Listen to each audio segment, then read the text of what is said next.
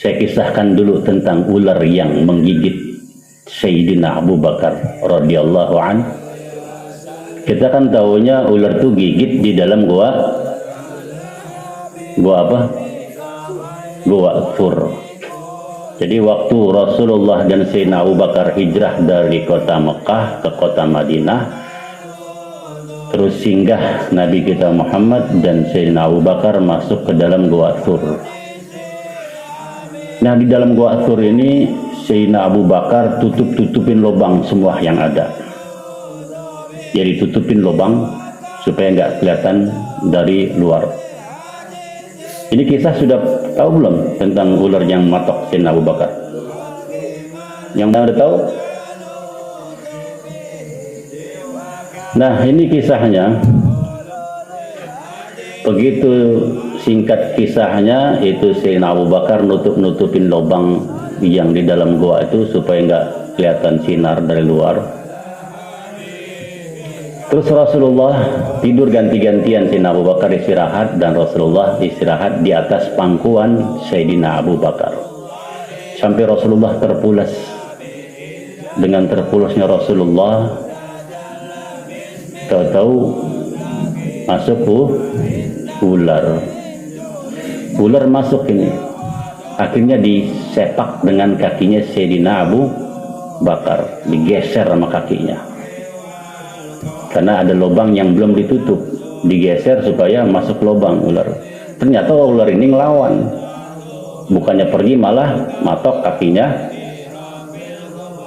Sayyidina Abu Bakar. Makanya ular kalau dikasih kaki ngapain? Ular kalau dikasih kaki matok, nah jadi dipatok.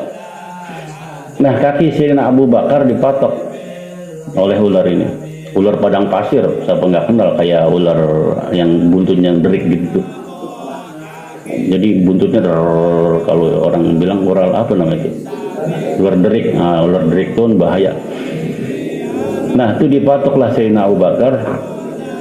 Saking khawatir sampai takut kalau Rasulullah bangun, Sayyidina Abu Bakar tahan sakitnya tuh. Ditahan sakitnya. Itu penderitaan ditahan betul-betul oleh Sayyidina Abu Bakar sampai nggak tahan, keluar air mata, nangis karena saking sakitnya.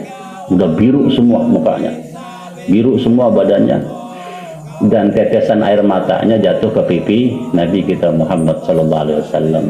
Dalam kisah lain ke keningnya Nabi kita Muhammad sallallahu alaihi wasallam. Begitu jatuh tetesannya, Rasulullah bangun. Begitu bangun ngelihat, nanya, "Kenapa kau nangis ya Abu Bakar?"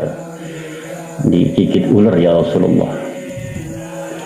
Ular itu nggak kabur, masih ada di situ.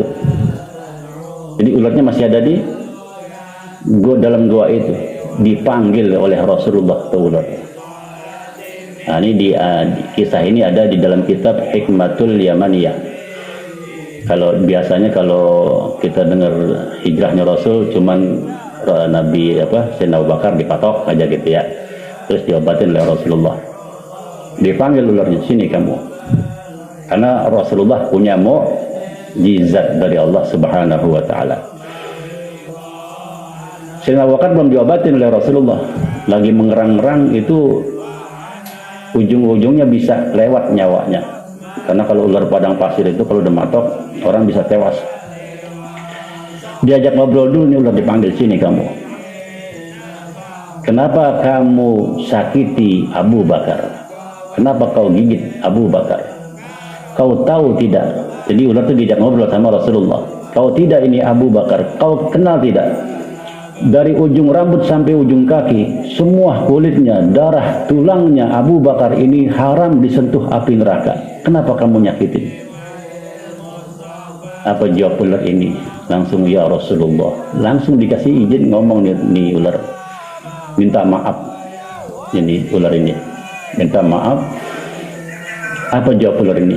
"Karena aku ingin melihatmu, kaki Abu Bakar ngalang-ngalangin aku. Jadi aku patok kakinya Abu Bakar.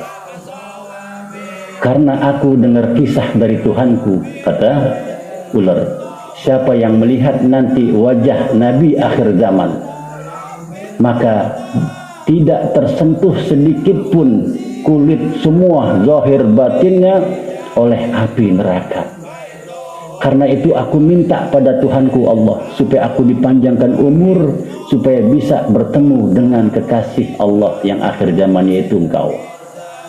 Jadi ular dengar kisah Allah Ta'ala berfirman bahwa siapa yang bisa melihat Nabi kita Muhammad SAW, maka jaminannya surga dan diharamkan disentuh api neraka. Nah, ular ini minta sama Allah, ya Allah, panjangkan umur saya, ya Allah, panjangkan umur saya agar saya bisa jumpa dengan Nabi Muhammad SAW. Jadi ratusan tahun ini umur ular ini dikasih panjang oleh Allah Subhanahu wa Ta'ala. Jadi setiap bulan dia lihat itu goa, belum ada yang nempatin, dia pergi lagi. Terus sampai ratusan tahun ditengok goa, belum ada orang. Terus sampai pas sekarang puncaknya, saya masuk ke dalam goa ini, aku lihat engkau ya Rasulullah. Begitu aku ingin lihat engkau, dihalangin oleh Abu Bakar, maka aku patok kakinya Abu Bakar. Sekarang izinkan saya melihat wajahmu ya Rasulullah. Setelah melihat aku pergi. Jadi Rasulullah mendeketin wajahnya ke ular. Ular mandang gitu, dipandang ular. Jadi ular mandangin wajah Rasulullah. Setelah begitu melihat wajah Rasulullah, ular ini bahagia. Bahagia, izin pamit. Dan Rasulullah baru mulai mengobati Sayyidina Abu Bakar dengan pakai tangan gusar gitu, ditempel ke lukanya. Dengan seizin Allah sembuh Sayyidina Abu Bakar. Nah, ular aja kangen sama Rasulullah ratusan tahun, jadi ribuan tahun, bahkan dalam riwayat ingin jumpa sama Rasulullah. Kita kira-kira kangen nggak? Nah, kalau kita kangen berarti kalau ke burdahnya lebih semangat. Jadi dengan kangennya itu mudah-mudahan dapat izin Rasulullah dijumpai kita.